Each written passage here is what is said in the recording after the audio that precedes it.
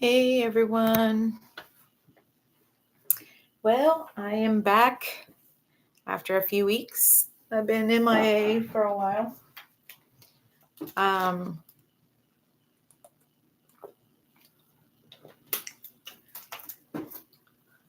well, for those of y'all that are still new, um, that are new or don't know who I am, my name's Jessica, and I'm a childhood trauma survivor, a mental health advocate, and a psychology student. I created this channel as a space for growth and understanding of our trauma, and try to help people not feel so alone, and be there to explain my process and what I've been through. You know, as we're going through these books, which is um, The Body Keeps the Score, and it's by Diesel van der Kolk, MD. And we're also, for those of y'all that want to follow along with these books, the other book that we're working on is the Complex PTSD Workbook by Ariel Schwartz, PhD. Um, I honestly haven't worked on what I said I would work on, which was page 26 through on the Complex PTSD Workbook. We left off on page 26 through 31.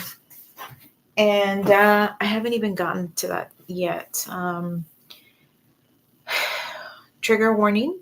The video that is going to talk about childhood trauma, abuse, and how it affects our children. Please take care of yourself as you listen. If you need to step away for a little bit, do what you need to do to, take care of yourself. You need to turn it off, come back to it another day. That's okay too. I will explain to you as I go why I went MIA for a little bit. But basically, I just need every parent to hear this, especially if you're in a toxic or an abusive relationship. When I read as I'm reading The Body Keeps a Score, I'm currently like on pages 40. I've been stuck on pages 42 through 47 or 48, something like that. And I had to put it down. I read it and I had to put the book down.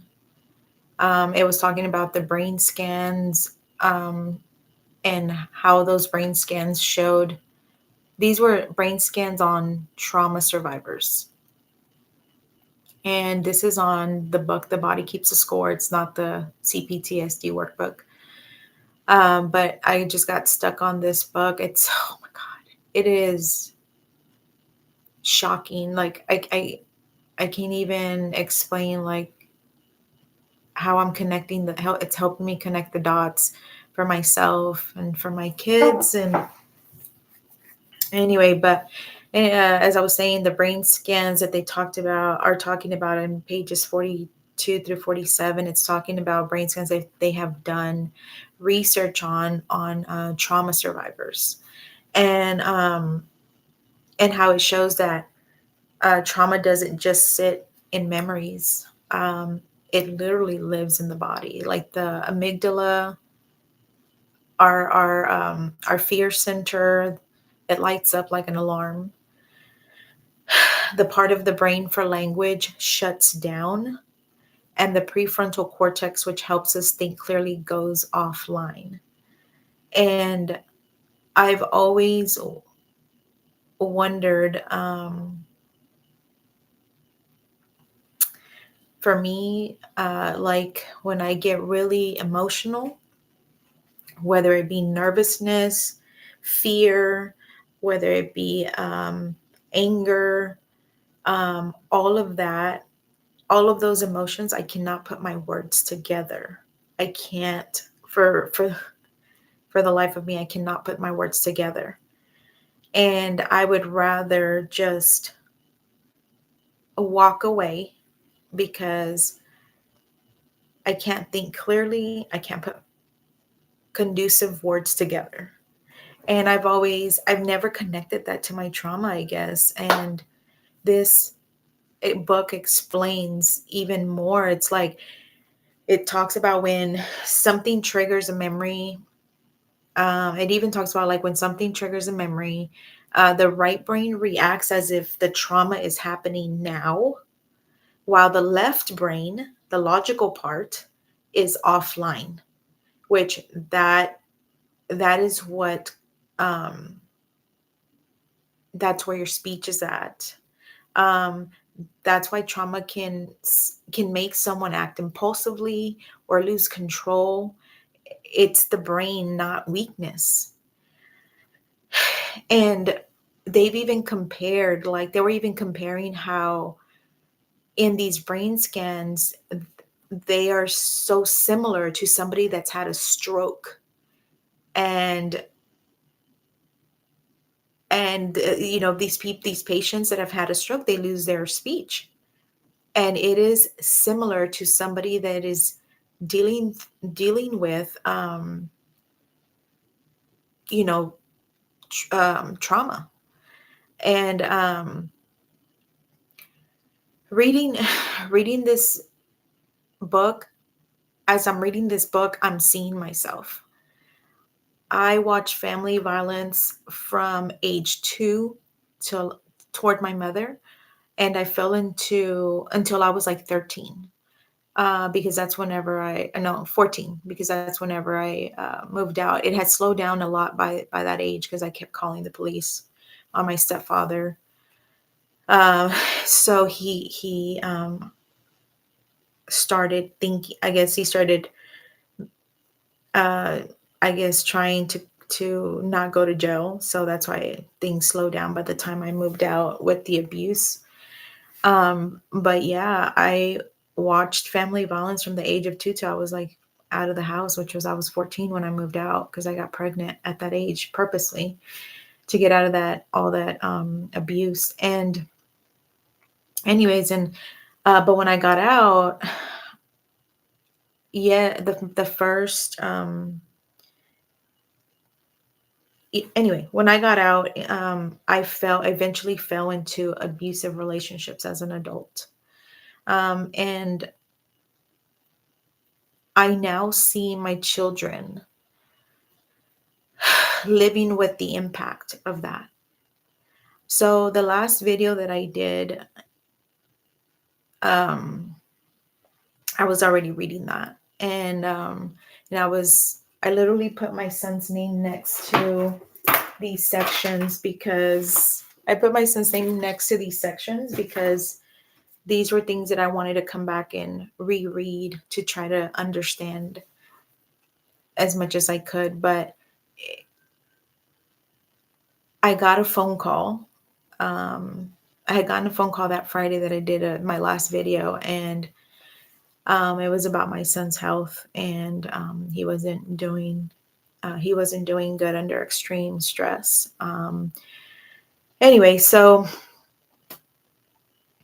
I kind of fell into, uh, I guess, I don't think that it was a purging process. It was just I just fell into this guilt as a mother and feeling helpless as a mother. Um, because my children saw me go through these abusive relationships that I chose to put myself into, and they had no say so over this. And because of it, they're living with the impact of that today as young adults. So that guilt can be pretty heavy sometimes. And anyways, well, my kids grew up witnessing abuse and chaos. And now as young adults, the trauma shows up in stress, anger, and health issues. Um, when I got the call, basically they were letting me know that his body was breaking under that stress, and it just shattered me. Like because that guilt.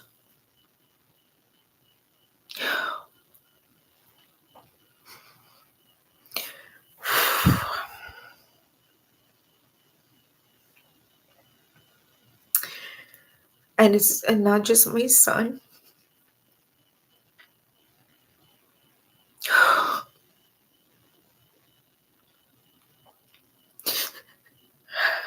I was trying to get myself together so I wouldn't be crying on this live.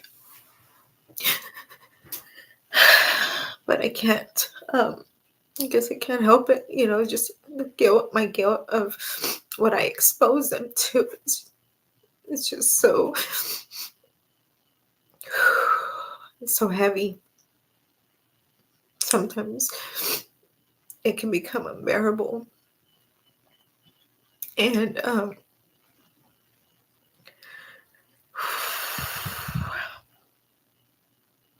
and I know that there were things that I didn't know back then, and I know that people have told me there are things I wasn't taught, things that I didn't know better, and I did the best with what I knew and with the kind of parent that I was at that time. So anyways, and it's not just my son. My daughter also carries trauma from her early experiences. All four of my kids have seen it, and it's just, and everybody, for everybody, it shows up differently. Sometimes in my youngest daughter's words, it'll show up in her emotional reactions. And trauma affects each child like uniquely, like in their own, it affects them uniquely, and it just depends on what they've experienced, is what I've learned. It just depends on what they've experienced and how their brain processed it. And that's why therapy and safe spaces are so critical for kids. It's parents who have gone through abuse need that as well, but sometimes a parent goes through it because we think that it didn't affect the child because the child was too young, but that is so wrong to think like that, because even though the kids can be resilient, they still absorb everything. So I just say, parents, don't wait. Kids notice everything, even when you think that they don't. They notice the fighting, the chaos, the abuse, the energy changes in the room or in the house. The screaming matches affects them. And looking back, it's not worth it. And no relationship, I don't believe that any relationship, whether family or not, is not worth putting our kids through that, because it will show up later in their adulthood, and like me, you may feel helpless. You can't help them. They have to want the help. They have to realize that they need the help, but sometimes they're too young and they don't even realize that they need the help. And anyway, so I would say it just literally carves itself into them, and I swear it will show up later, even if you think they're not seeing or feeling these fights or the chaos or the toxicity in the relationships. They are. Get out of these abusive relationships or situationships while your children are still young, and find therapy for yourself and your kids. Don't exclude your kids out of the therapy. They need it just as much, maybe more than you do, because they can't understand some of these kids are so young. Like I said, I was 2 when the abuse started. towards my mother.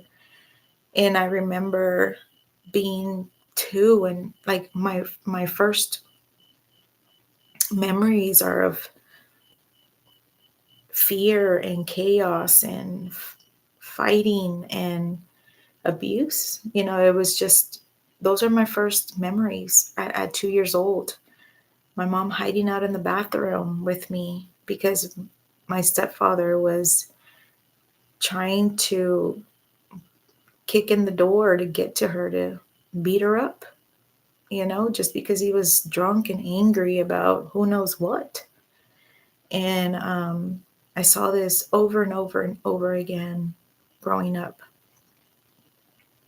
Until this day, at my age of mid 40s, those memories, I can't get rid of them. They're carved into my mind. And so anyways, I say, if you're in an abusive situation, please get out while your kids are still young and find therapy for yourself and your children. Cycles don't break on their own. I also want to be honest. I started making these videos thinking that I could do them twice a week. That was my goal, to do one maybe on Sunday and then do another one on Friday. But these topics and these books that I'm reading, the topics I'm reading in the books have hit, they've hit hard. And I've had to step back to protect my own mental health. I didn't read any kind of trauma material during those weeks that I was MIA. I didn't listen to anything on trauma. I didn't read anything on trauma. I didn't listen to sad music. That's another thing that I used to do when I was younger, is I would get in these funks or depression and I would just replay sad music, sad songs over and over. I don't do that anymore because I feel like it can worsen your depression. And that's just my opinion, But that's what I've noticed for me. It can worsen my depression and make my process harder. So what I do is I pray. I just, when I'm going through tough times like that, I pray a lot. And I spend time in nature. I listen to uplifting music. I watch comedy shows, to be able to try to get out of not let myself sink so far deep into the depression, or, and that's how I protect my mental health. I would say everybody is different. So you need to find what brings you calm, and whatever brings you calm and peace and helps you while you're going through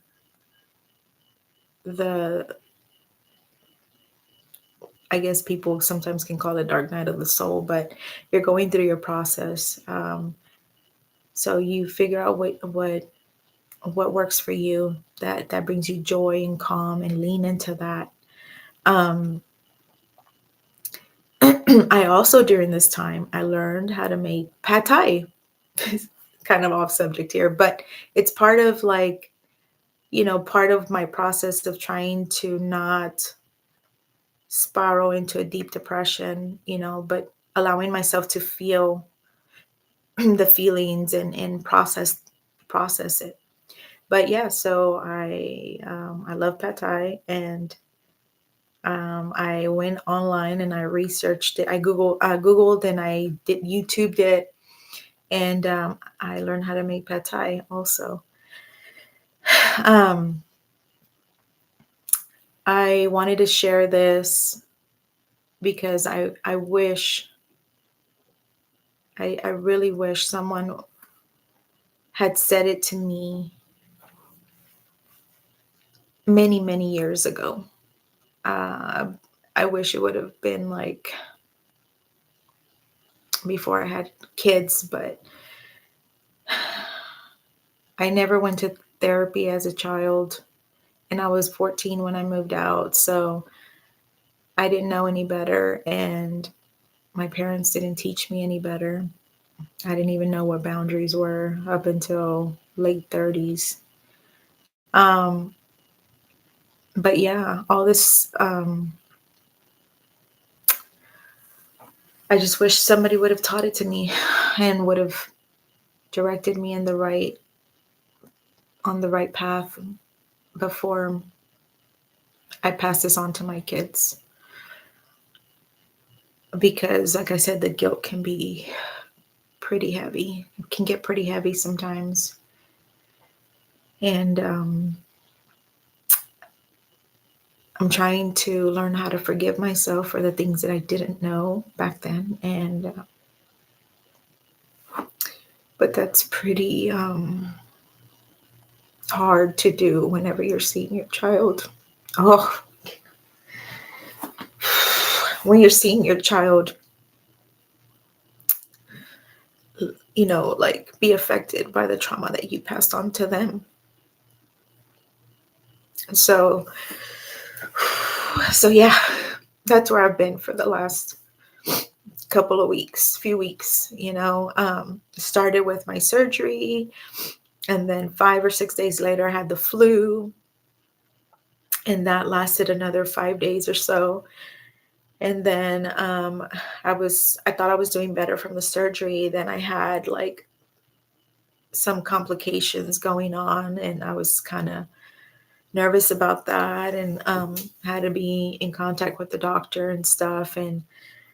Um, and then from there, that Friday that I did that last video, I still wasn't feeling comfortable that day from the surgery. I was hurting still, and I think you can see it. Was it the last video or the video before? Anyway, um, but I was trying to push through because I was trying to do these videos twice a week.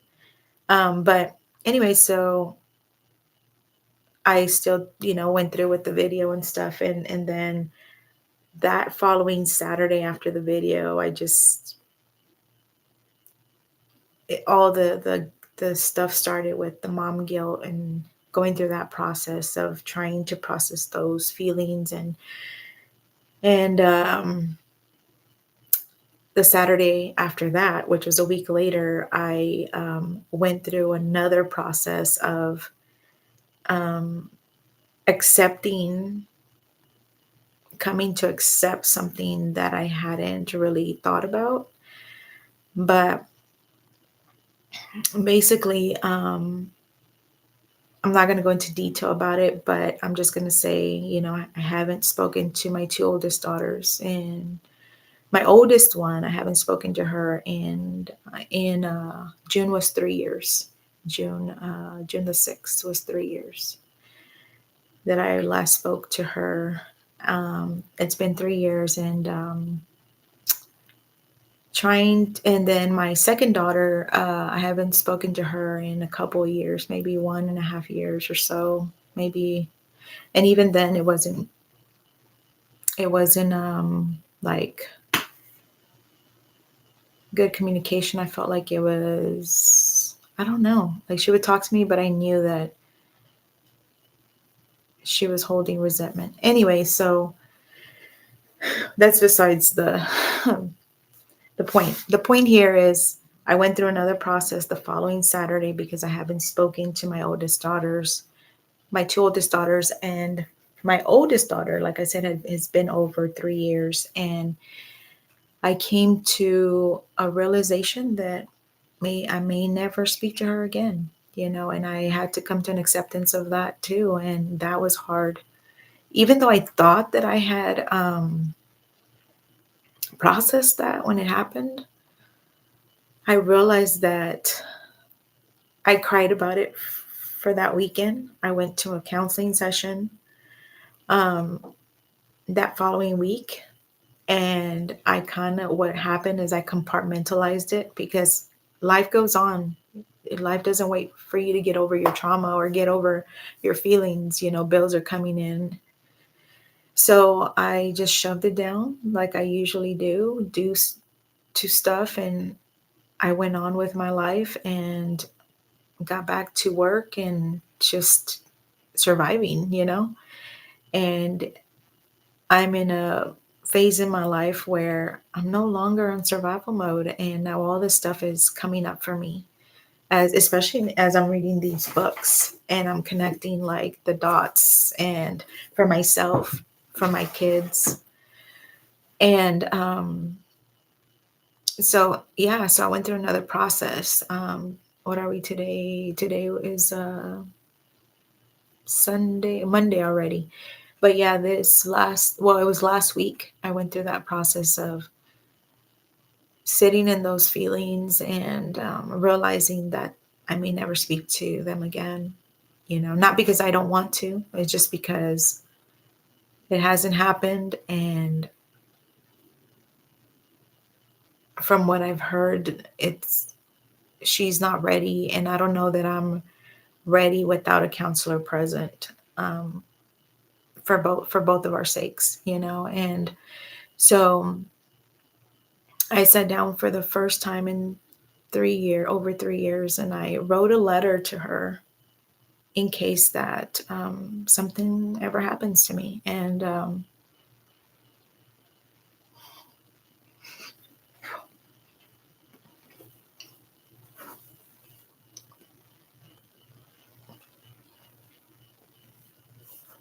it was a closure letter, having to come to terms with writing a closure letter, which means I may never get to speak to her. And this letter is not for her. This letter is just a letter for myself,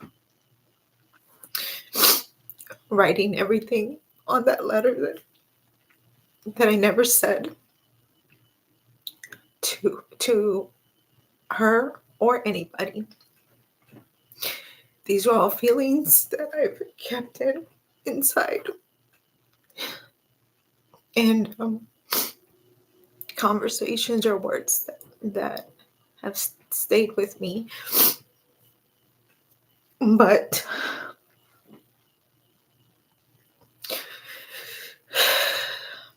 I wrote it to get everything off my chest, as far as like,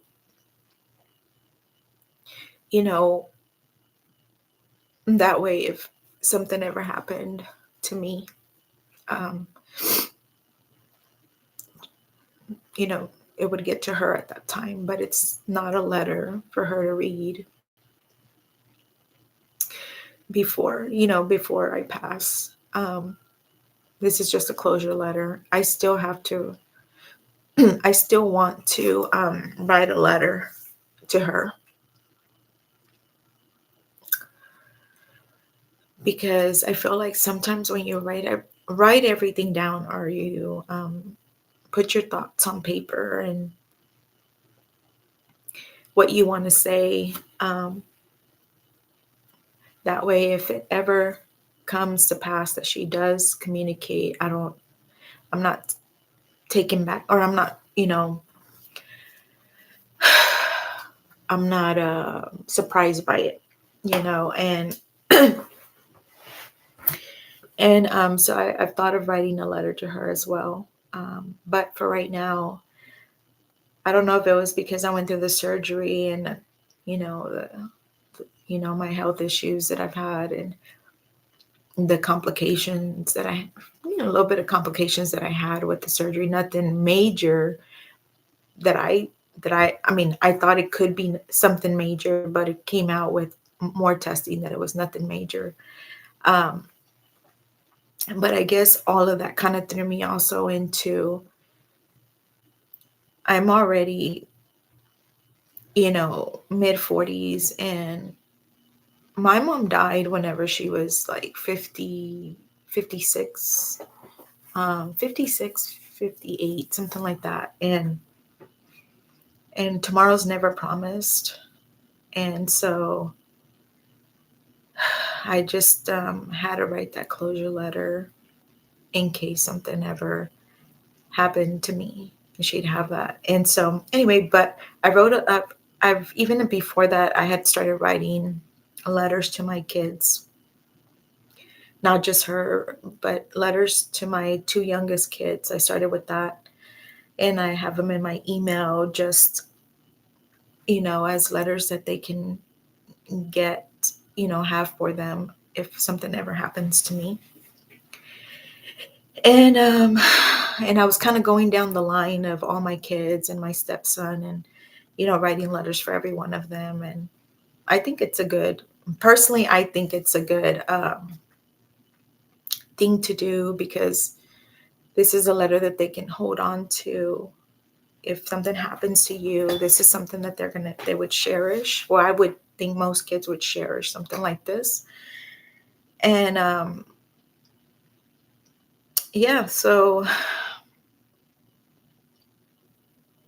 I've been doing that for a while now. But anyway, so I was saying, I wrote that closure letter for my oldest daughter, being that we haven't spoken in those over 3 years. I still have to write another letter for my second daughter, who I haven't spoken to in about a year and a half or so. And I still have to write a letter for my stepson too, my grafted branch. And I'm going to keep them in my email. And I've already told my significant other, if something ever to happen to them, where they're at, where he can find them. And yeah, and so that's where I've been at, and just wanted to kind of come on here and let y'all know that I haven't forgotten about y'all. I haven't forgotten about my channel. I haven't stopped. It's just that I needed time to get myself back together from going one thing after another, going through one thing after another. It's just kind of been hitting me pretty hard, and it's all being triggered also by, the book that we're reading, and the complex PTSD workbook. And so just a warning for people that are wanting to follow along and subscribe, as we're going through these books, just know that they may hit you very hard, and just, you need to step away to protect your mental health. When you need to do that, that's fine. And also just wanted to let y'all know, it's not going to be a guaranteed twice a week like I originally thought that these videos were going to be coming out twice a week. I have to do it in a safe way for myself as well. And so I need to protect my mental health too. And so that's priority. And your mental health is priority too. So yeah, so I mean, whenever I'm doing fine, we're going through this book and I'm doing fine, these books, and I'm doing fine, I will be on here. But if I go MIA again, then I probably hit another rough patch, and I'm getting hit hard again. And this is kind of a roller coaster ride. And I didn't expect this, because I felt like I processed a lot of it whenever already. But apparently there was things that I hadn't processed, and they're coming up now. And so I have to work through all of that myself. And I chose to do this with you like this, raw and real, because I want y'all to understand that y'all are not alone. And I'm going through this process alongside y'all. I really am. And I'm working through my own stuff too, as I'm doing the book with y'all. That way we can feel like we're not alone in this. One of the things that used to come up for me as when I was younger, before I started working on anything, on my, any of my trauma, was that I always felt like I was broken, and how was I going to get into a healthy relationship if I'm broken? And that was always in my head. nobody's gonna want me. I'm so broken, blah blah blah. And I realized through this book, the Complex PTSD workbook, where Ariel Schwartz, the author of the book, says, "You are not broken." I want to remind y'all. I'm reminding myself, and I'm reminding y'all, you are not broken. You're not broken. You're not in need of fixing. Rather, this is what it says. I'm sorry, I'm reading it out because I can't remember. But it says, "You are not broken." She said, "We are not broken and in need of fixing. Rather, we are deeply hurt and in need of care." Remember that. And whenever if things are feeling heavy, you need a reminder also, go do something that brings your spirits up, whether that's watching a comedy movie, whether that's cooking a favorite meal of yours, whether it's learning how to cook a new recipe, whether that's meditation, being in prayer, um, reading a book that's not going to trigger, or just happy songs, like uplifting songs. I do worship music sometimes, and then there's times that I just don't listen to music sometimes, unless it's like meditative, or I'll listen to like soothing. There's this guy, and I posted this. I posted his what is it called? His link on on a post on here, and I think his name is like Deepak, Deepak. I think that's his name. But I found him on YouTube, and I find his voice to be very soothing to me. And he talks about a lot of the things that he talks about is just a lot of wisdom, and it's just super soothing. So sometimes I'll just sit there and listen to that, or sometimes I'll just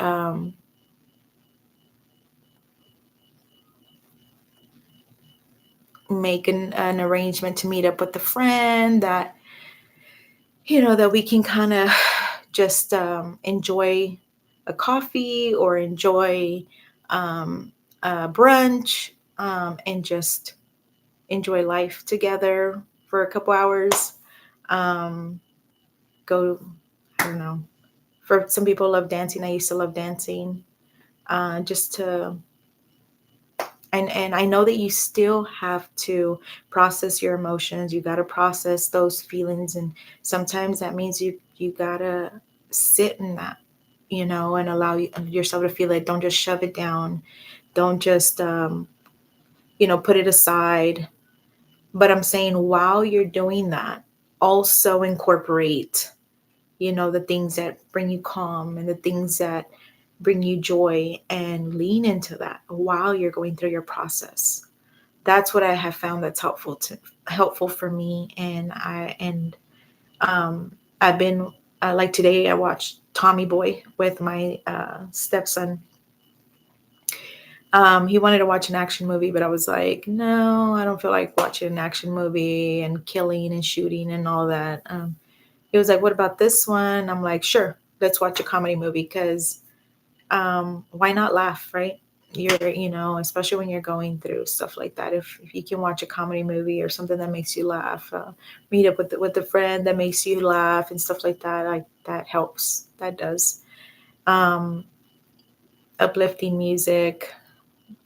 So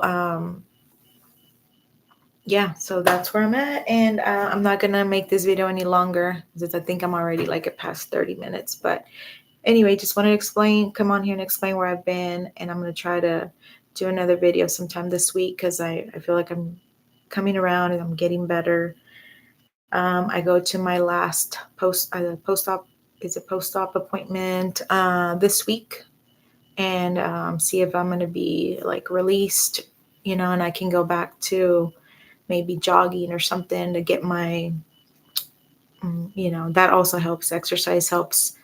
I've heard it helps dopamine and all that stuff. I think that's what I've read. And that helps depression also, to helps you come out of depression also. And that's helped me in the past. So maybe I can get back to jogging from time to time, a couple of days out of the week or something, helps, and help myself with that. Anyway, so that's it, guys. I'll talk to you and maybe later on this week. Bye.